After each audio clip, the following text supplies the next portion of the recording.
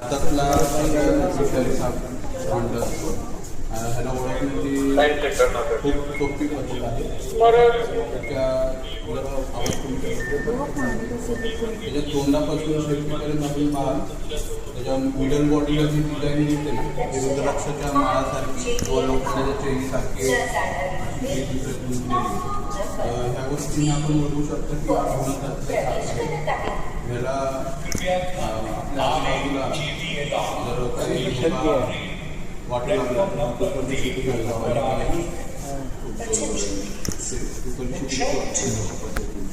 ह्याला घेऊनच जाते तर आम्ही काही लोक परत पण बोलतात जर बीचेस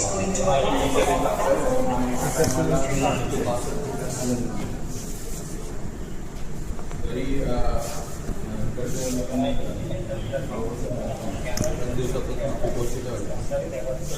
कधी साप निघले त्यांना मारू नका, त्याला पकडू नका. सर्पमित्राला किंवा 1926 फॉरेस्ट डिपार्टमेंटला कॉल करा. ते सर्पमित्रांना बोलवतील, त्याला सुरक्षितरित्या रेस्क्यू करून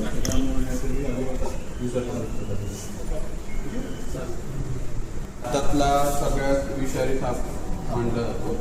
ह्याला ओळखण्याची खूप सोपी पद्धत आहे.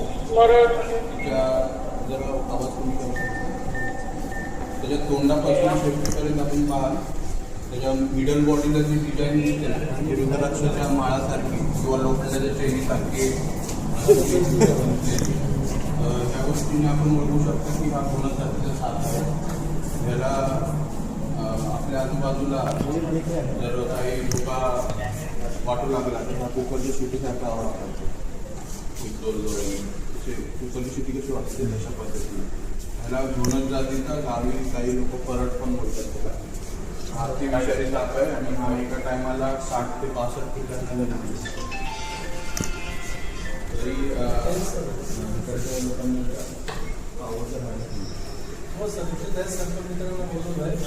कधी साप निघले त्याला मारू नका, त्याला पकडू नका. सर्पमित्राला किंवा 1926 फॉरेस्ट डिपार्टमेंटला कॉल करा. सर्पमित्रांना बोलवतील, त्याला सुरक्षितरित्या रेस्क्यू करून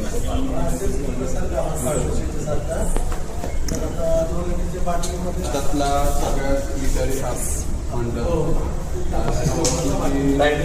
खूप सोपी पद्धत आहे. आवाज कमी त्याच्या तोंडापासून मिडल बॉडीला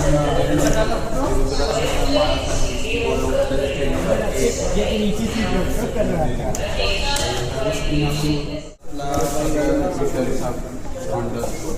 ह्याला ओळखण्याची खूप सोपी पद्धत आहे. त्याच्या जरा आवाज कमी त्याच्या तोंडापासून शेपटीपर्यंत आपण पाहाल त्याच्या मिडल बॉडीला जी डिझाईन दिसते ना ती रुद्राक्षाच्या माळासारखी किंवा लोखंडाच्या चेनीसारखी ह्या गोष्टींना आपण बघू शकतो की ह्याला आपल्या आजूबाजूला जर काही वाटू लागला कुकरची शिटी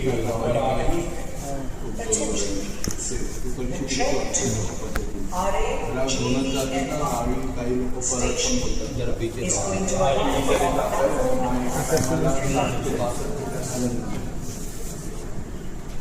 तरी इकडच्या लोकांना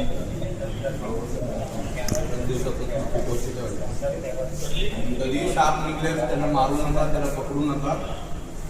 सर्पमित्राला किंवा 1926 फॉरेस्ट डिपार्टमेंटला कॉल करा.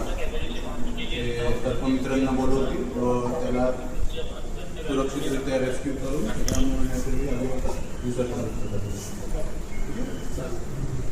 त्यातला सगळ्यात विषारी साप मांडला जातो.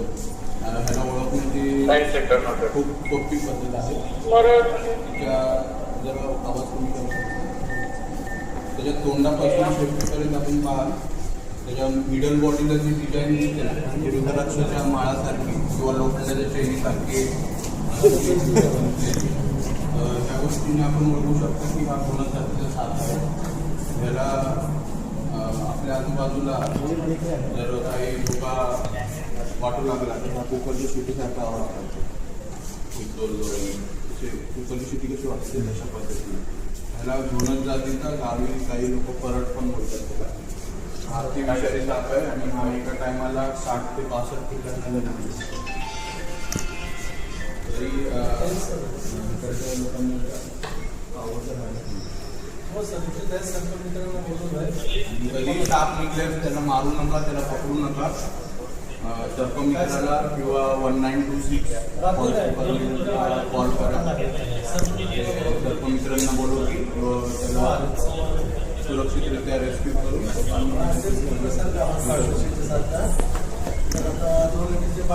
त्यातला सगळ्यात विषारी साप म्हणतात.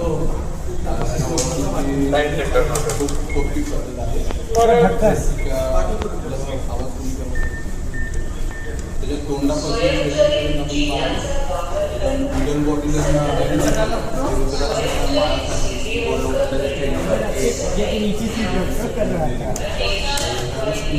त्याच्या तोंडापासून शेपटीपर्यंत आपण माल त्याच्या मिडल बॉडीला जी डिझाईन दिसते ना ते रुद्राक्षाच्या माळासारखी व लोखंडाच्या चेनीसारखी ह्या गोष्टींना आपण बघू शकतो की ह्याला आपल्या आजूबाजूला जर काही